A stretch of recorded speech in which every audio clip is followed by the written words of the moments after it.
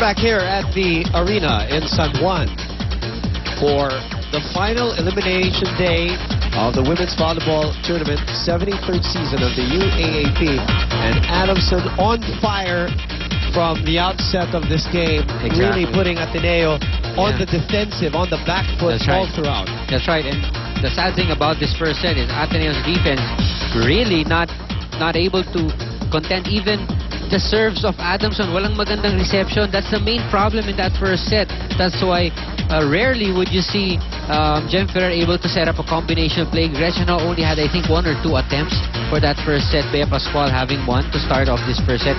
Phil Cainat was the lone bright spot in the offense of Ateneo. Unlike for Adamson, you've got Benting, you've got Pineda, you've got Zapanta, you've got Soriano. Everyone was really scoring, and they made it look so easy. It's a dream start. That's right. Dream start for them.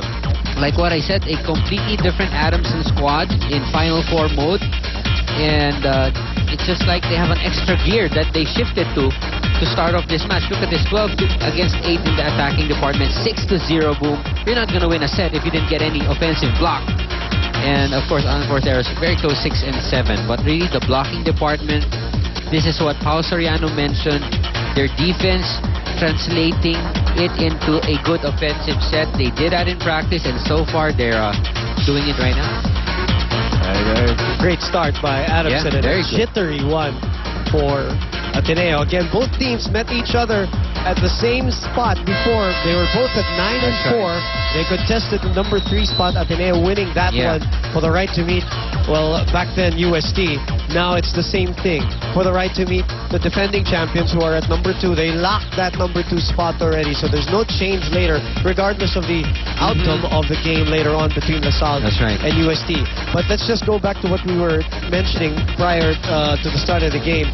Team standings wise, and the way the game has unfolded lately for UST. If you're Ateneo or you're Adamson, you would rather meet UST because they look a little more vulnerable than LaSalle right now. I mean, UST has had 4 5-set games here in this tournament. That's right. They've lost 1 to UP. Exactly. They were pushed by FEU. They were pushed by NU. Yeah, almost losing that. And it's very obvious if you look at the numbers, if you look at, you know, the past 14 games that you've played, and you saw how hard it is to get through that defense of De La Salle, then you'd rather choose the lesser evil, which is UST. And that's the thing that these two teams are fighting for. I would have to say that they're on the same page in that department. First point going to Adamson right away.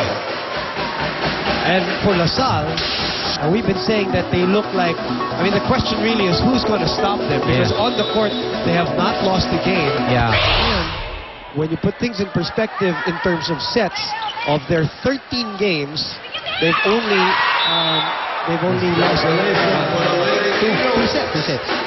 They've only had 2 4-setters. That's right. So they look really dominating so far, as is Adamson in this game.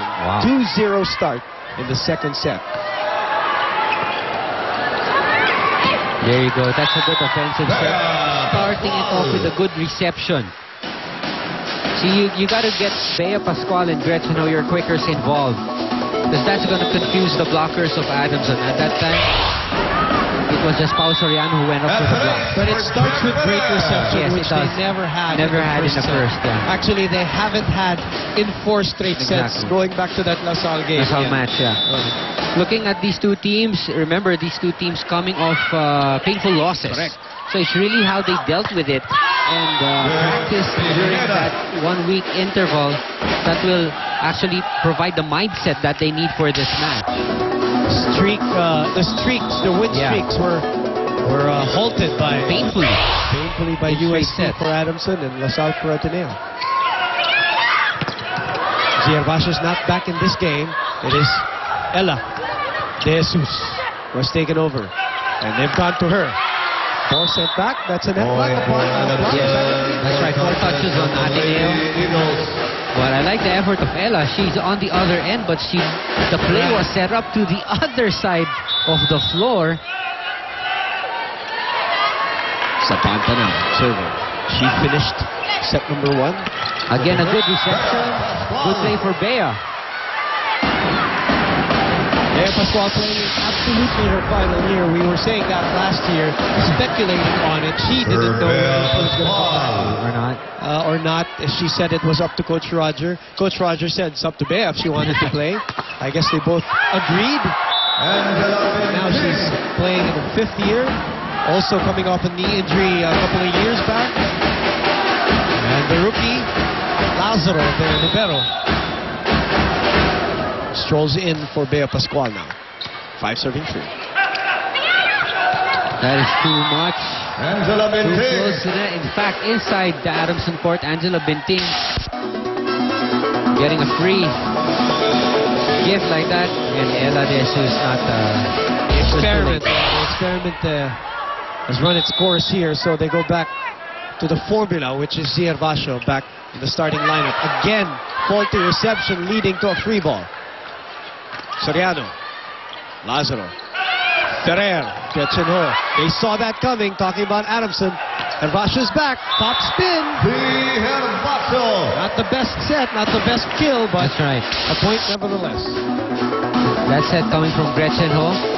Look at Zia Hervasio hit it just above the block with enough spin to send it to the end zone. Well, for those learning the game of volleyball, that ball dropped because of the flick of the wrist. That's right. The snap of spin the of wrist. the ball. Kung flat mong pinira yun. Oh, it's going to sail outside. Just like that serve, giving a point again to Adamson. 7 serving 4. Back set to Gretchen Ho. Underneath the ball. Underneath the ball. Because that ball was set again far away from the net. Timeout. Yeah. Adamson looking very good here.